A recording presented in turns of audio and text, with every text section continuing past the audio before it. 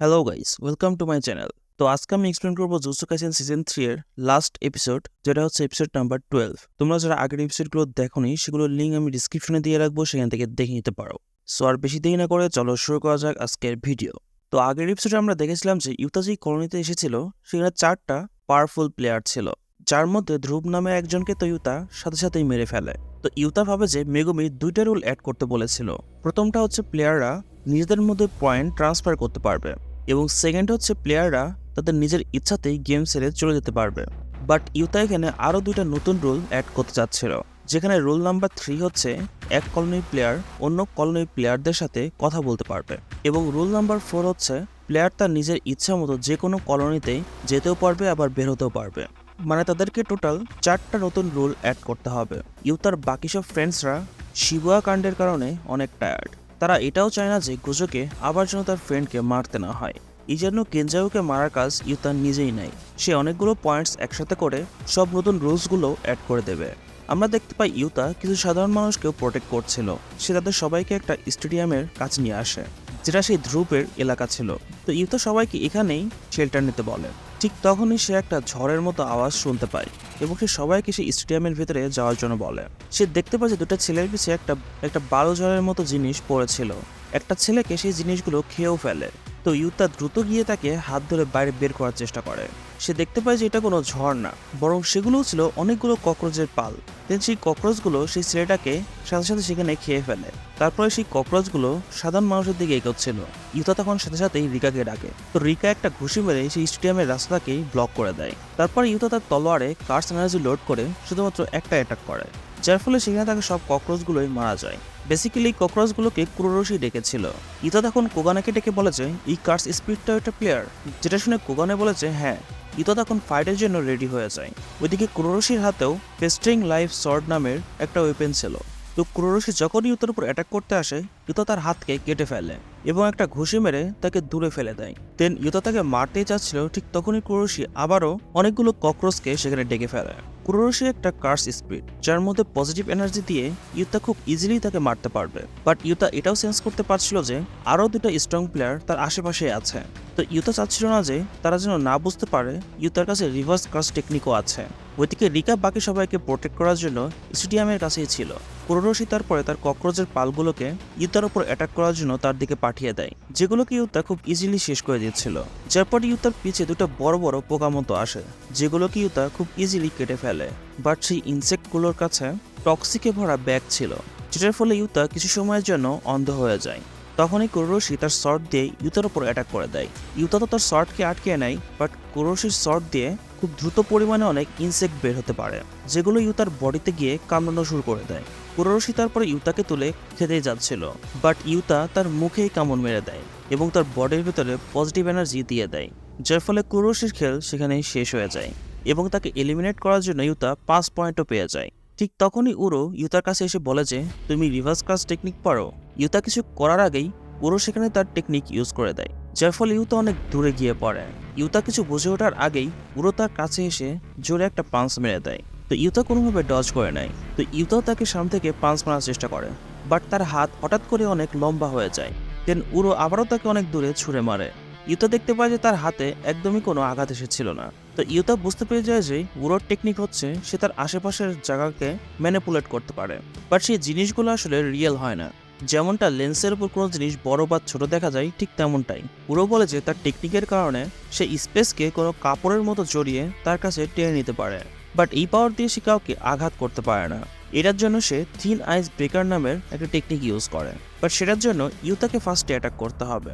Yuta তাকে জিজ্ঞাসা করে যে সে ফাইট কেন করতে চায়। সে এতটাই স্ট্রং যে সে যে কারো থেকে পয়েন্টস নিতে পারবে। উরো বলে যে তার সেকেন্ডবার আবার জন্ম হয়েছে এবং কালিং গেম তার এই নতুন লাইফের ফার্স্ট ইভেন্ট। তো কেনজাকু শিওর পিছে থেকে অবশ্যই কোনো কিছু করছে। তো সে যতটুকু পারে ততটুকু পয়েন্ট একসাথে করে রেডি থাকতে চায়। ইউতা বলে যে তোমার কোনো ফ্রেন্ড বা তোমার কোনো টিমমেট নেই যাদের জন্য তুমি ফাইট করছো। তুমি শুধুমাত্র তোমার খুশির জন্য হাজার মানুষকে মারতে চাও। তো এটা শুনে উরোর একদম মাথা নষ্ট হয়ে যায়। সে বুঝতে পেরে যায় যে ইউতা ফুজিওয়ারা ফ্যামিলির বংশধর এবং সে তার কথাবার্তা কখনোই বুঝতে পারবে না। সে ইউতাকে ধরে হাওয়াতে উড়ে যায় এবং তার গলা চেপে ধরে। ঠিক তখনই ইশিগোরি নামে সেই পার্সনটা তাদের উপর গ্রেনাইড ব্লাস্ট করে দেয় এবং দুজনের উপরে বিশাল বড় একটা লেজার বিম মেরে দেয়। ইউতা এবং উরো তারা ডিসাইড করে যে তাদের ফার্স্টে ইশিগোরিকেই মেরে দিতে হবে। তো ইশিগোরি ইউতার উপর লেজারের বৃষ্টি ছেড়ে দেয়, যেগুলো থেকে ইউতা বাঁচার ট্রাই করছিল, বাট একটা অ্যাটাক এসে তার গায়ে লাগে। তো ইশিগোরি ভাবতে থাকে যে ইউতা এই অ্যাটাকে কি শেষ হয়ে গেল, বাট আমরা দেখতে পাই ইউতা তার সাইডেই দাঁড়িয়েছিল। তো ইশিগোরি বেসিক্যালি ফাইট করতে অনেক পছন্দ করে এবং ফাইট করে সে তার পেট চালায়। তার আগের লাইফে মানে তার আগের জন্মে সে অনেক বড় বড় ফাইটারদের সাথে ফাইট করেছে, বাট তারপরেও সে ফাইট করে স্যাটিসফ্যাকশনটা পায়নি। যেমনটা ভালো কিছু খাওয়ার পরে একটু মিষ্টি হলে ভালো হয়, সেই মিষ্টিটা ইশিগোরির ভাগ্যে কখনো জোটেইনি। তো যাই হোক, তাদের দুজনের মধ্যে তারপরে ভালো একটা ফাইট শুরু হয়ে যায়। তো ইশিগোরির টেকনিক শুধুমাত্র এটাই যে তার চুলের মাধ্যমে লেজার ইউজ করতে পারে, বাট সেই লেজারটা ইউতাকে ভালোই ঘায়েল করতে পারবে। তো ইউতা কোনোভাবে তার লেজার থেকে বাঁচার ট্রাই করছিল। ইশিগোরি তারপর একটা টানেলের মধ্যে চলে যায়। তো ইউতাও তার সাথে ফাইট করার জন্য টানেলের মধ্যে চলে যায়। দেন ইশিগোরি বিশাল বড় একটা ব্লাস্ট করে, বাট ইউতা সেটা থেকেও বেঁচে যায়। তো যেটা থেকে ইশিগোরি বুঝতে পেরে গিয়েছিল যে ইউতাই তার লেজার, সে ইউতাকে আকাশে উড়িয়ে দেয়। ঠিক তখনই সেখানে উড়ো চলে আসে। সে কোনো মানুষের ওপর ডাইরেক্ট অ্যাটাক করতে পারে না, বাট সে তাদের পিসের সারফেসকে ব্রেক করতে পারে। তো সে থিন আইস ব্রেকার ইউজ করে, যার ফলে ইউতা নিচে গিয়ে পড়ে। তো এটা থেকে ইশিগোরি অনেক রেগে যায় এবং তাকে বলে যে তুমি আমার কাজে মাথা গুলিও না। এটা বলে সে উড়োর দিকেও লেজার ব্লাস্ট করে, বাট উড়ো স্পেসকে ঘুরিয়ে ইশিগোরির লেজারকে তার দিকেই মেরে দেয়। তো এটা প্রথমবার হয়েছিল ইশিগোরির উপর তার নিজের টেকনিক এসে লেগেছে। ইউতা নিজেকে ঠিক রাখার জন্য বারবার রিভার্স কাজ টেকনিক ইউজ করছিল। তো এখন আর ইউতার কাছে আর কোনো রাস্তা নেই, সে রিকাকে ডাকার প্ল্যান করে। তো ইউতা রিকার দেওয়া সেই রিংটা পরে নেয়, যার ফলে রিকার কার্স স্পিরিট তার কাছে চলে আসে, যেটা থেকে উরো এবং ইশিগোরি দুইজনই চমকে যায়। ইউতা এখন তার ফুল পাওয়ার দিয়ে ফাইট করতে পারবে। রিকা ইউতাকে জিজ্ঞাসা করে যে সে কোন টাইপের ওয়েপন ইউজ করতে চায়। তো ইউতা তার হাতে একটা লোহার আর্মর পরে নেয়। আমরা যেটা জানি রিকা কিন্তু মারা গিয়েছে এবং তার আত্মাও শান্তি পেয়ে গেছে, বাট তার কার্স স্পিডের কপি এখনও ইউতার কাছে আছে, যেটা ইউতার জন্য কার্স এনার্জি এবং কার্স টুল স্টোর করে রাখে। ইউতা যখনই তার সেই রিংটা পরে তখনই সে রিকার সাথে কানেক্টেড হয়ে যায় এবং এই কানেকশনটা 5 মিনিটের মতো থাকে এবং এই 5 মিনিটের জন্য ইউতার কাছে শিগামি এবং কার্স এনার্জির কোনো কমতি নেই। রিকা তারপরে উরোর দিকে যায়। উরো তার সাথে ফাইটের জন্য রেডি হয়ে যায়, বাট সে দেখতে পায় যে ইউতার মুখের ওপর কোনো একটা চিহ্ন হয়ে গিয়েছিল। তো বেসিক্যালি সে ইনুমার টেকনিক ইউজ করছিল, যেটা ইউজ করে সে উরোকে নড়াচড়া করতে মানা করে দেয়, মানে তাকে ফ্রিজ করে দেয়, যার ফলে রিকা গিয়ে তাকে মারা শুরু করে দেয়। তো ইশিগোরি তার উপর লেজার মেরে দেয়, বাট ইউতার সেই লোহার হাতের ওপর লেজারের কোনো ইফেক্টই পড়ছিল না। উরো তারপরে সেই ফুল এরিয়াকেই একটা কম্বলের মতো তুলে ঝাড়ি মারে। রিকা তাকে মারতে যায়, এটা থেকে উরো ফুল সারফেসকেই ঘুরিয়ে ফেলে, যার ফলে রিকার পাঞ্চটা ইউতার গায়ে গিয়ে লাগে, যেটা থেকে রিকা অনেক রেগে যায় এবং উরোকে তুলে তুলে আছাড় মারা শুরু করে দেয়। তো আমরা এখানে এটা জানতে পারি যে আগের জন্মে উরোকে ফুজিওয়ারা ফ্যামিলির কোনো মেম্বার ধোকা দিয়ে মেরেছিল। তো ইউতা তারপরে তার দিকে ছোট ছোট শিগামি পাঠানো শুরু করে দেয়, যেগুলো তার চারপাশে চক্কর দেওয়া শুরু করে। ধ্রুবের টেকনিক ঠিক এমনটাই ছিল, তার শিগামিগুলো যে জায়গা দিয়ে ঘুরবে সেই জায়গাটা একটা ডোমেন হয়ে যাবে, মানে সেই জায়গাতে যদি আর অন্য কেউ আসে তাহলে তার উপর অ্যাটাক অটোমেটিকলি পড়ে যাবে। ইউতা এখন এই টেকনিকটা ইউজ করছিল, যেটা থেকে উরো বুঝতে পেরে যায় যে ইউতার আসল পাওয়ার শিগামিকে সামান করা না, বরং অন্যের টেকনিককে কপি করা। তো উরো কোনোভাবেই ইউতার পাঞ্চ থেকে বেঁচে যায় এবং তার লোহার সেই হাতটাকেও ভেঙে ফেলে। ঠিক তখন ইশিগোরিও সেখানে চলে আসে এবং বলে যে তাহলে চলো এই ফাইটকে দ্রুতই শেষ করি। বেসিক্যালি তখন সে তার ডোমেন এক্সপেনশন শুরু করতে যাচ্ছিল। এটা থেকে উরো এবং ইউতাও তাদের ডোমেন এক্সপেনশন করা শুরু করে দেয়, যার মানে তিনজন একসাথে তাদের ডোমেন এক্সপেনশন শুরু করে দেয়। তো তিনটা ডোমেনই একসাথে ওভারল্যাপ হয়ে যায়, যার ফলে তাদের শিওর হিট ইফেক্ট কাজ করে না। ঠিক তখনই কেউ বাইরে থেকে সেই ডোমেনের মধ্যে চলে আসে। বেসিক্যালি এটা কুরোরোশির বাচ্চা ছিল। কুরোরোশি তো মরে গিয়েছে, বাট কুরোরোশির কার্স স্পিরিট আবারও ফিরে এসেছিল। 3-ওয়ে ডোমেন আগে থেকে একটু আনস্টেবল ছিল, তার উপরে আবার এখানে কুরোরোশি এসে ঢুকেছে, যার ফলে ডোমেন ভেঙে যায়। ইউতা তখন সাথে সাথেই উরোকে একটা লাথি মেরে দেয়। দেন কুরোরোশিও তার উপর অ্যাটাক করার জন্য চলে আসে। উরো তার টেকনিক ইউজ করার জন্য চিন্তা করে, বাট সে রিসেন্টলি তার ডোমেন ইউজ করেছে, যার কারণে তার কাছে এতটা পাওয়ার নেই এবং কুরোরোশি সরাসরি এসে তার একটা হাতকেই কেটে ফেলে, যে হাতটাকে আবার রিকা খেয়ে ফেলে, যার পরে ইশিগোরি বলে যে তোমার খেল শেষ। এটা বলে তার উপর বিশাল একটা ব্লাস্ট করে দেয় এবং ইউতার সাথে সাথে তখন কুরোরোশিকে পজিটিভ এনার্জি দিয়ে আবারও মেরে ফেলে। তো এখন শুধুমাত্র ইশিগোরি এবং ইউতাই বেঁচে ছিল। ইউতাও তার কার্স এনার্জিকে লেজার বিমের মতো শুট করতে পারে, বাট যতক্ষণ তার কাছে রিকা আছে সে ততক্ষণই এটা করতে পারে। তারপরে তারা দুইজনে তাদের কার্স এনার্জিকে শুট করতে থাকে, বাট ইশিগোরির লেজার একটু বেশি পাওয়ারফুল ছিল। ইউতা তারপরে সাইড থেকে ইশিগোরির উপর অ্যাটাক করতে আসে, বাট ইশিগোরি তার উপর বড় একটা এনার্জি ব্লাস্ট করে দেয়। ঠিক তখন আমরা দেখতে পাই ইউতা সেখানে উড়োর টেকনিককেও কপি করে নিয়েছিল। সে সারফেসকে ঘুরিয়ে ইশিগোরির লেজারকে আকাশের দিকে ছুড়ে মারে।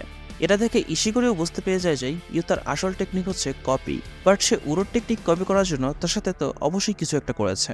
ঠিক তখন তার মনে আসে যে রিকা উড়োর হাতকে খেয়ে ফেলেছিল, যার মানে ইউতা যদি কারো বডি পার্ট খেয়ে ফেলে তাহলে সে তার টেকনিককে কপি করতে পারে।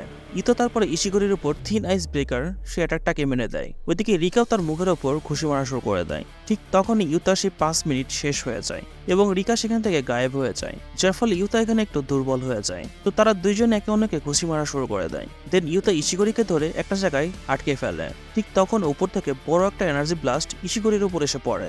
এটা বেসিক্যালি সেই ব্লাস্টটাই ছিল যেটা ইশিগোরি ইউতার উপর করেছিল, বাট ইউতা উড়োর টেকনিক ইউজ করে তার রাস্তাটা ঘুরিয়ে দেয়। তো এই ব্লাস্টের কারণে ইশিগোরির খেল এখানেই শেষ হয়ে যায়, বাট তার পেট ভরে খাওয়ার ইচ্ছাটা ফুলফিল হয়ে গিয়েছিল।